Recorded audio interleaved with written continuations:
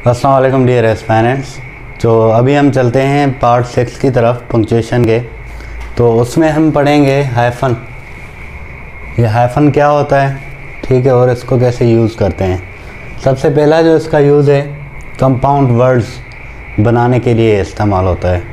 Compound words कहते हैं जब आप 2 से 3 वर्ड्स को एक साथ जोड़ लेते हैं हाइफन के साथ, तो उनको हम कंपाउंड वर्ड्स कहते हैं। For example up hyphen to hyphen dot date, तो ये होगा अप टू डेट। जैसे आप कहते हैं this report is up to date. तो ऐसे जो वर्ड होते हैं इनको कंपाउंड वर्ड्स कहते हैं और इनमें हाइफन का इस्तेमाल होता है। उसके बाद 3 years old बॉय, तो इसमें भी आप देखें हाइफन यूज़ हुआ है।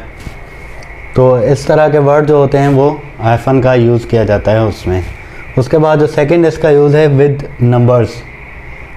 तो एग्जांपल देखते हैं, आई डिलीवर्ड 25 मिनट्स लेक्चर। अब ये 25 जो है इसके बीच में हमने हाइफन यूज़ किया हुआ है, तो ये नंबर हैं 20 और 5। तो इन दोनों को जब साथ जोड़ा हुआ है तो हाइफन का यूज़ किया हुआ है हमने।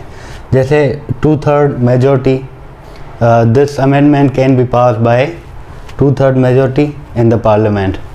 तो 2/3 जो है इसके बीच में भी हाइफन यूज़ हुआ है। और थर्ड इसका जो यूज़ है विद कंपाउंड मॉडिफायर्स। अभी कंपाउंड मॉडिफायर्स क्या होते हैं?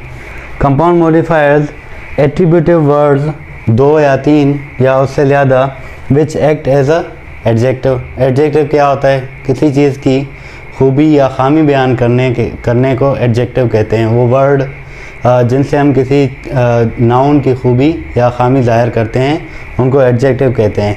अगर हम ऐसे वर्ड हैं 2 से 3 जिनको हम मिलाते हैं और वो ज़ाहिर करते हैं किसी की खूबी या खामी को, तो उनको हम कंपाउंड मॉडिफायर्स कहते हैं। तो इसमें कैसे यूज़ होगा? The old man was not able to eat rock hard bread.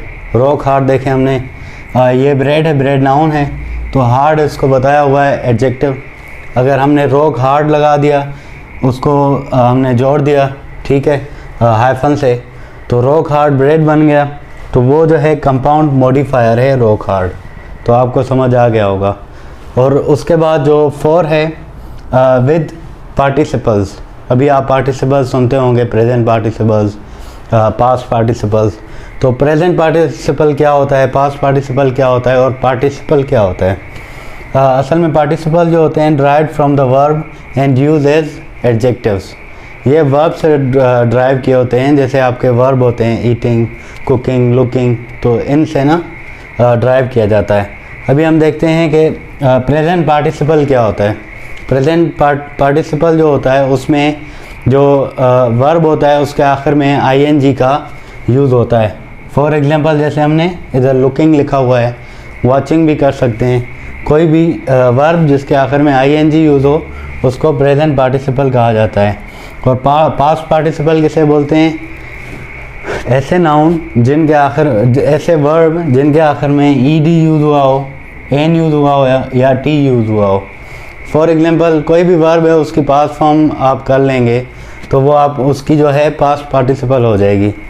अच्छा, तो हाइफन का इसमें क्या यूज़ है?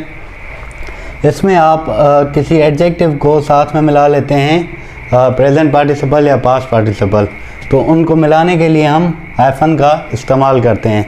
For example beautiful looking girl, तो इन दो को आपने मिला दिया है, प्रेजेंट पार्टिसिपल को एक एडजेक्टिव के साथ मिला दिया है आपने, तो इसके लिए भी हम हाइफन यूज़ करते हैं। उसके बाद वेल नोन राइटर, बहुत मशहूर राइटर, तो वेल और नोन ये दोनों, ये वर्ब है, वर्ब की सेकंड फॉर्म है, इसीलिए हम कह रहे हैं पास्ट पार्टिसिपल। और ये जो है एडजेक्टिव है। इन दोनों को जब हम जोड़ेंगे तो हाइफन के साथ जोड़ते हैं, इधर भी इस्तेमाल होता है। और उसके बाद जो लास्ट है 5th इसका यूज़ विद प्रीफिक्सेस। प्रीफिक्सेस क्या होते हैं? पोस्ट, एक्स, को या प्री, ऐसे वर्ड हम यूज़ करते हैं और देखते भी हैं। जैसे कि आपकी पाकिस्तान अफेयर्स में प्री पार्टीशन, पोस्ट पार्टीशन, तो उसमें भी ये यूज़ होता है हाइफन।